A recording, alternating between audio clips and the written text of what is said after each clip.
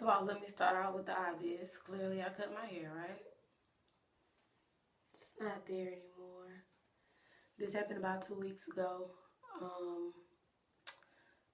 Yeah, well, I cut my hair twice. The first time, I cut it low, and then the second time I went lower, which was kind of an accident. Word to the wise. Don't go to a barber shop and not know what you're talking about, okay? Because they could cut all your hair off. And then you just have to wear it because what do? You can't put hair back on. But, hooped, whatever. Well, number one, I had a conversation with Michelle a couple weeks ago. And throughout that conversation, there was a guy who was pursuing me and, texting as people do in this day and age. Texting and, calling and things like that. And I happened to be at Michelle's house when he was texting me one time. And I told Michelle, I was like, I really feel uncomfortable with the fact that he's always calling me beautiful or telling me how amazing I am and stuff like that. Some of you are hearing this and you're like, what? What do you mean? That's what everybody wants. You always think you want something until you have it. But anyways. So he was complimenting me and all these things, and I'm telling Michelle, like, it really makes me uncomfortable. It really makes me feel like he's inauthentic. I don't like it. It almost makes me want to not talk to him anymore. And it sounds crazy to say out loud, like, oh, because this dude was complimenting me, I don't want to talk to him anymore. But Michelle, of course, called me on my shit.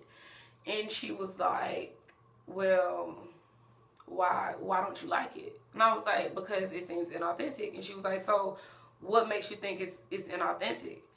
And I was like, because he couldn't possibly think I was that beautiful. Like, he couldn't possibly think that I was that amazing. And she was like, well, why couldn't he? And then she was like, well, do you think you're beautiful? And I had to stop for a second. And I'm like, no, I don't think I'm beautiful. I don't. I think I ended up saying to Michelle that I don't think I'm pretty without trying to be. Like, if I try to be pretty, then I feel like I'm pretty. But I'm pretty, but I'm still not beautiful. Like, I'm okay. Is essentially what I told Michelle that I thought I was. I was like, I'm okay. And it ended up with me realizing that I have low self-esteem, which in turn causes me to believe or ascribes to the fact that I'm not worthy of someone thinking I'm beautiful. And of course, I mean, I've heard the sayings 1,000 times. I've even told people that you'll never be able to truly let someone love you until you love yourself and allow yourself, and believe it yourself. And then I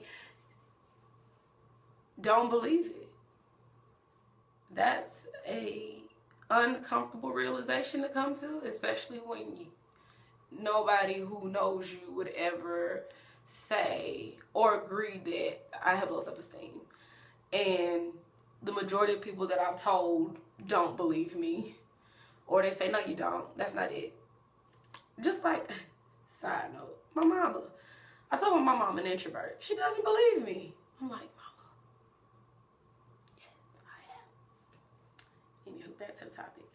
A lot of people wouldn't think that, because of how I carry myself or whatever, people wouldn't believe that I have low self-esteem, but I do. Just simply what I know from a clinical standpoint about low self-esteem and, how it manifests. I'm like, how does it manifest in my life? And I started paying attention to different things, and I realized that it's everywhere. It's in everything in my life. It's in doing these videos. It's in talking to y'all. It's in being in relationships, not being in relationships. It's in being able to do my schoolwork. It's in being able to just be me. It's in everything. And that's uncomfortable. It's sad. And it's lonely. It is lonely. So yeah. Oh, self-esteem. That's the new thing that I'm on right